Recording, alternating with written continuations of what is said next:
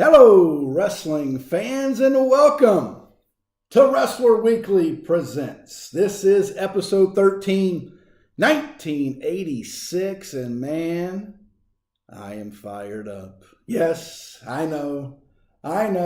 Yes, I'm fired up. Shout out to my buddy Freddie. That's Freddie with an I-E, like Scottie with an I-E, not with a Y. Wouldn't you know, me, who has the pet peeve of Scottie with a Y, would screw it up on Sunday. So my apologies to Freddie. You know it. F-R-E-D-D-I-E. Freddie, thanks for being a loyal supporter and follower of Wrestler Weekly Presents. All right, let's get down to it. I'm going to cut my monologue short this week because I've got a special guest, Jim Valley. That's right, the Jim Valley. You've heard him a lot, my friends, because this guy is a guru of professional wrestling. He's a friend of mine. He was one of my reviewers on my book, Family Bacon Wrestling, coming out this next month, November. So if you're watching this in November, it's coming out in short amount of time. So, hot mag time. It is hot mag time. And man, PWI, July of 1986. I spent the entire month of January. If you followed Wrestler Weekly, you knew. In January, every day for 31 days, I put out a tweet saying, hey, Triple H, these guys should be in the Hall of Fame. And guess what? They made it. The Rock and Roll Express, signed by Robert Gibson and Ricky Morton. The Rock and Roll Express, I mean, man, Reggie and I used to put the bandanas around our ankles and legs and try to wrestle and act like we would come to the ring like the Rock and Roll Express. I mean, how hot was this tag team? On absolute fire. I challenge you, go back, WWE Network, YouTube, wherever, and just listen. Just listen. Close your eyes and listen to the fans' reaction when these guys hit. I mean, when the music's and they go through the curtain. I mean, it's unbelievable. I can't even hardly imagine. The sound was deafening with the way these guys hit the ring. Met these guys numerous times, but NWA Legends Fan Fest a few years ago was the first time. Saw these guys again, many different places around with big time wrestling, with WrestleCade. So I've seen these guys a lot, and man, what a great tag team. Real quick, we're going to bust on in here. Mr. Wonderful Paul Orndorff, a great mag. Couple WWF guys. Paul Orndorff, saw him down at WrestleCon, and this one is King Kong Bundy. I like how he signed this one, WrestleMania 2. If you can see that, he used a silver Sharpie. It's kind of hard to see, but 4 mags left, and I'm going to get right into Jim talking about 1986. But look at this mag. Ric Flair, big gold. Remember, this was the switchover from the 10 pounds of gold to the big gold. Nature Boy Ric Flair signed this one. Ric Flair's 4th NWA title reign, last chance to quiet the critics. What a great mag. And my first mag being signed by Flair. He signed this one down in Georgia, but this was the first one on a mag. I did have an 8x10, but first mag with the big gold. So very special one for me. And then when you talk about this mag, look at this one beside of it. Because if you're VIP, Jim and I are going to discuss Ric Flair and Magnum TA, because that big gold was going to be around this man's waist. Magnum TA signed this one for me.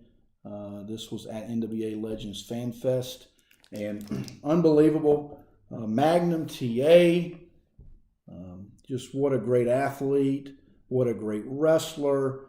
I mean, the heat. I remember the promo heat And I may go back and watch this again because it was so great. The Baltimore, does that ring a bell? Ric Flair, Magnum TA, going to wrestle in Baltimore. And man, the promos that these guys were cutting on each other was unbelievable. I'm going to watch it right after this just because I love that one.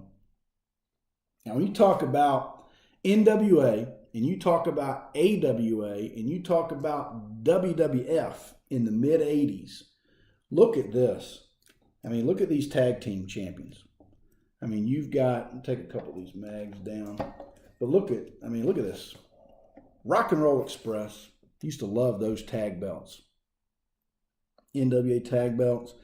This mag is signed by everybody. You've got Rock and Roll Express. You've got Iron Sheik, Nikolai Volkov, WWF tag champs. You've got AWA tag champs. The Road Warriors signed by Animal and signed by Hawk. So this is a very special mag.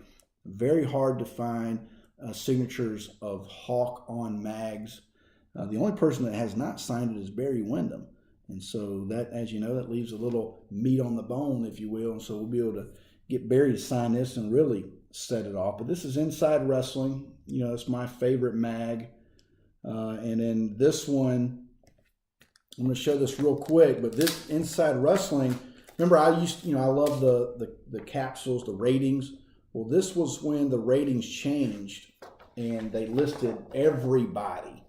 No more pictures with the belts. They listed everybody and they put them all in the top 15. This one, Ric Flair's number 1, Martel number 2, and Hogan number 3 in the top 15. We talked about Flair and Martel on last week's episode, so if you missed that, go back and check that out. So I'm going to let's call Jim. Let's get Jim Valley on the line here. And we'll talk a little 1986. Scottie! Jim, welcome to Wrestler Weekly Presents. Thank you for coming on and joining me this week, buddy. It's my honor. I'm thrilled you asked me. Thank you. Now, for those fans that message me and they always say, now, Scottie, you've been talking about this book of yours, Family Bacon Wrestling, since January of 2017. Is there a book? Well, let me tell you, Jim actually was a reviewer on my book. So, Jim, please tell the fans out there that, yes, there is a book and you have actually read it. There is a book. I can't confirm its existence. I found it to be very endearing and even though, I'm from the Pacific Northwest, you're from the Carolinas and South, and, we live different sort of lifestyles, but, I found it to be very relatable. I think that anybody of our age or around that time that grew up watching any sort of territorial or episodic wrestling can relate to the experiences and kind of, make connections to what we did on our own during those formative years watching wrestling. Absolutely, absolutely. Do they sell bacon in the Pacific Northwest? Yes, but it's got to be farm to source, and you have to kill the pigs in a very humanitarian way, and all of that stuff. You got to use white gloves. There you go. Good stuff. Good stuff. All right, Jim. Just to kind of get you up to speed here with what we're talking about, 1986.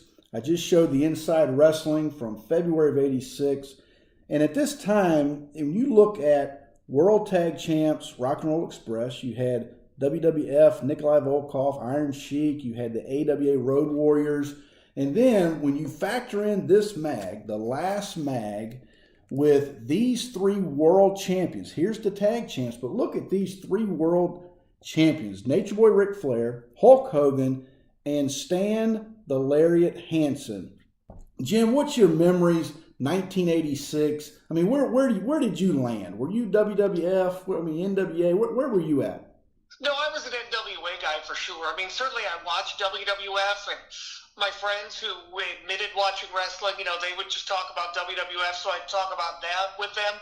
But no, I was totally a Ric Flair guy. I bought into the legend that magazines pitched that Ric Flair was the greatest and he was the best wrestler and he was just simply the best. So no, I was totally a Crockett guy when it came to wrestling. I was a young wrestling snob. Now, how about belt mark? Were you a big belt mark? I am still a huge belt mark. As a matter of fact, on the cover of that magazine, I think my favorite belt still to this day is the Hogan 85. Yeah, yeah. You know, it's a belt not too many people remember. Really? Well, they should. I think it's great. I mean, so many belts in that era copied that style. I mean, Oh, the absolutely. NWA TV title, the national title, the Pacific Northwest title, just a few that come to mind. That belt was mimicked quite a bit. In my mind, that's kind of like the design of that era. Yeah, and so what's funny is when you think Hogan and you talk to people about Hogan and the WWF title, they immediately go the green belt and then they go winged because those are the two, popular belts. But I would say this, I mean, when you talk about all the belts that were made off of this one, it's got to be ranked with those others.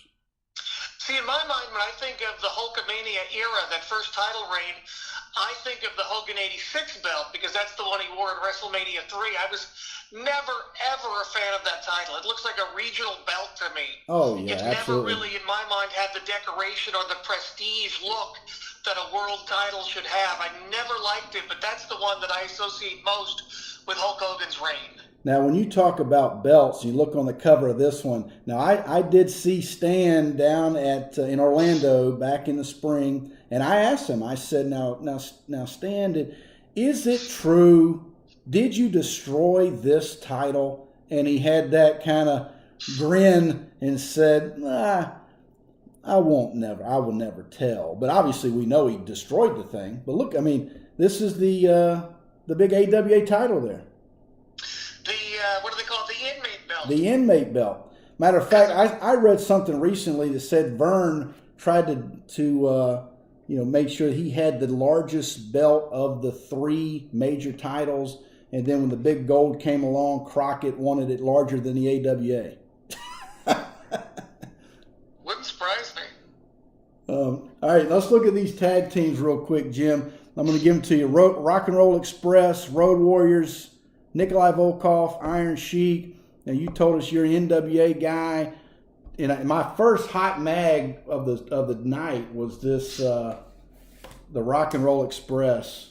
I mean, tell me about the Rock and Roll Express. Hall of Famers now. In that era, I'm Road Warriors all day long.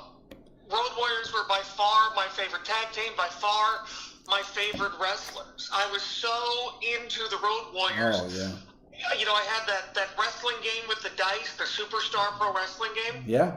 I had, I think Road Warrior Animal was my world champion, and Ellering and Hawk would protect the belt, not unlike the Horsemen. So they had, this faction where the Road Warriors controlled the single title. Absolutely.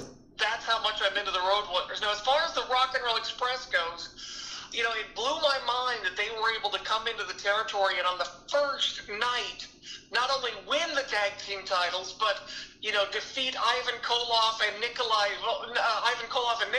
Koloff. Nikita, yeah. The Russian Road Warrior. The fact that these two little guys could beat two people the size of Ivan and Nikita in this size era, blew my mind. I mean, I kept expecting them to lose the titles. And, in that era, obviously I have different appreciation and different respect for them now, but in that era, I just kept waiting for the Rock and Roll Express to get killed. Oh, absolutely. All right, Jim, I'm getting a wrap up from the producer. Tell us about Jim Valley and all the things you have going on right now. Oh, sheesh. Well, you can find me on The Torch. I do a live cast every Wednesday, 5 o'clock Eastern, 2 p.m. Pacific. It's called Wrestling Road Stories. We talk territory wrestling and try to tell, great stories from that era. Funny things that happened, crazy things that happened. So we try to do that and just talk memories about growing up watching wrestling kind of the way we did. So we talk 80s, 70s, 90s. Anything that's nostalgic that we don't have today.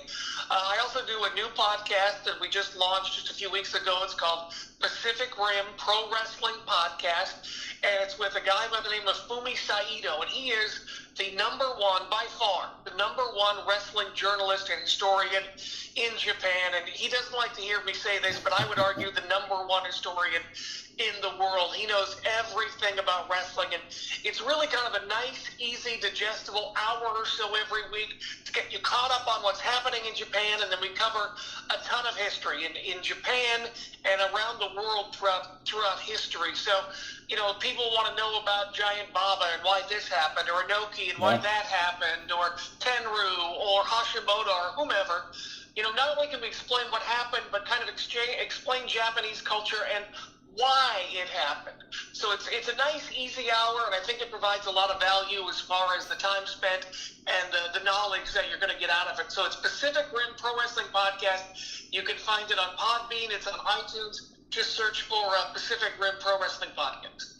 Awesome. Jim, thanks so much for joining me on Wrestler Weekly Presents this week and dropping some knowledge of 1986.